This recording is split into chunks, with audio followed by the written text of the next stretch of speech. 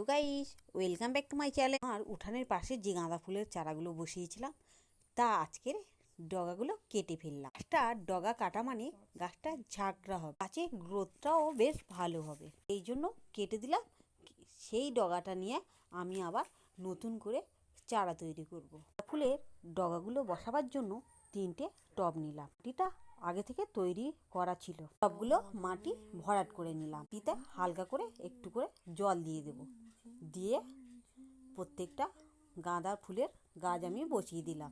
শীতকাল মানেই কিন্তু গাঁদা ফুল গাছ তো বসাতেই হবে। গাছগুলো বসানো হয়ে গেলে প্রত্যেকটা একটু একটু করে জল দিয়ে দিলাম। দিয়ে দুদিনের জন্য আমি একটু ছায়াযুক্ত জায়গায় গাছগুলো রেখে দেব। রেখে আমার মতো গাঁদা ফুল গাছ না কিনে এইরকম ডাল বসিয়ে গাছ তৈরি করো। কমেন্ট করতে ভুলবে না। গাঁদা ফুলের গাছ ডাল থেকে খুব সহজে হয়ে যায়। ভিডিওটা ভালো লাগলে লাইক করে পাশে থেকো। সবাই ভালো থেকো। সকলকে জানাই ধন্যবাদ।